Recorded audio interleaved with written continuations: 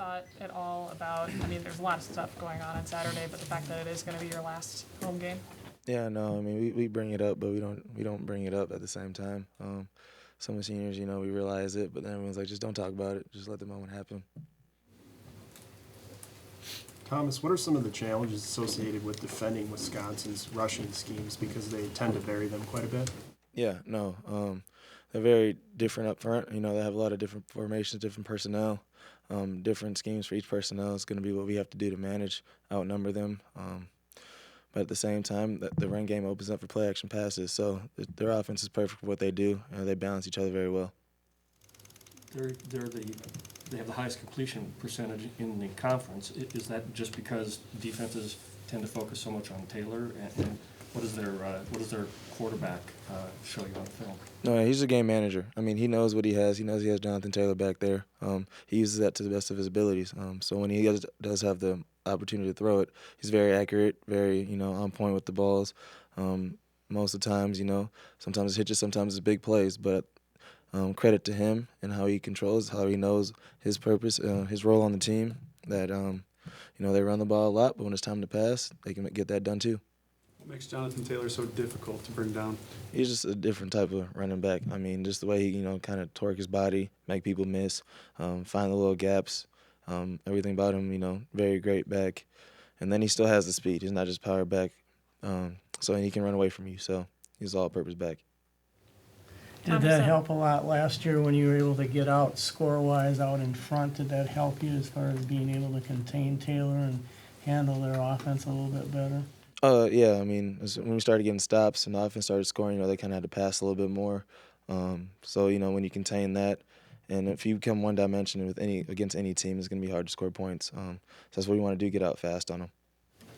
Thomas, your class, you guys have been close since you were recruits. I think Carter was like Mr. Recruiter and getting everyone to come. I guess I'm just kind of curious if you could reflect back on what made you guys so close and how you've been able to stick together, I guess, through all these years. Really, probably just being from Minnesota. We're all 20 minutes away from each other. So, I mean, even when we were playing high school football, we'd go hang out sometimes. After football was done, we'd still hang out.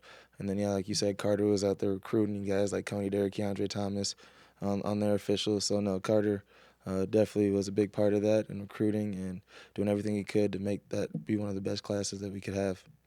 So what is it like looking back now? I think you guys always said you were going to be the Empire class, or that was kind of the big thing. I'm just curious now that it's, almost, I know it's not over fully, but do you feel like you've accomplished that goal? Not yet. I mean, we don't have that peace of mind yet. We still got at least a month of football still. So we'll see when we come back to that. With so much at stake, the division and the championship, maybe the Rose Bowl even, does it matter that it's Wisconsin this week?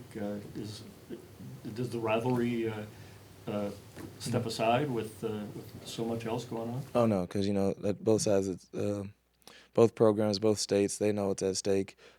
Obviously, there's a lot at stake this year, but we still got to just keep it as a one-game championship, keep our mind focused on that.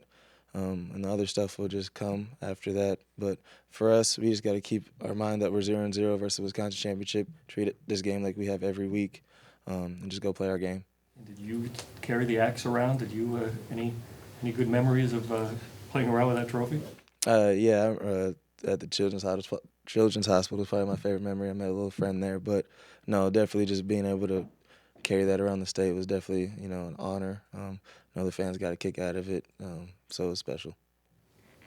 Have you talked with guys like Carter and Kamal just about what it means to be playing on the national spotlight and you're, having game day here and what that means to your home state university? Yeah, no, we talked about it. We know, we say this is all we came here for. This is what we came here for, to bring this type of attention to Minnesota, and we're all proud that we're able to be part of it. But now we got to go out there and show what we can do. How important is it for you and Kamal to be able to shed blocks against Wisconsin to make sure Taylor can't get free to the secondary? Yeah. No, it's very good, but Coach Rassis has a game plan ready for that to help us out. But no, it's important to help out our D linemen. Making sure they get off, so make sure that they don't take on double teams the whole game. Making sure that our safeties can come down and fit too. So it's very important for me and Kamal. Besides winter workouts, what other ways did you guys try to create pressure?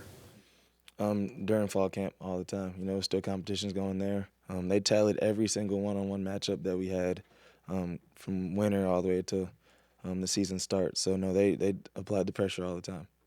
So like one-on-ones? One-on-ones, yeah, open field tackle drills. Everything we did was tallied. Was it like a leaderboard? Was it like a leaderboard? No, it was just something that they kind of just kept to themselves. We really didn't know our record. Coach Fleck has mentioned it a couple times, but, I mean, we don't know. It's just really for us to either show out or pick who we had to pick. What does this game mean to you, Thomas, as the last of the Barbers to play here, and the last time you'll be playing in Minneapolis in the stadium? What does it mean to you from a family or personal standpoint? You know, I mean, it means a lot. Something special. You know, I have most of my family there is going to be out there supporting me, being out there. I don't think I'll shed any tears. You know, I'll be hyped up on adrenaline for the game, but, you know, I'll be surprised if you see my father crying. You know, Mr. Thompson, seen him cry a couple times. I think just Dom this week. Thank you. Have a good one.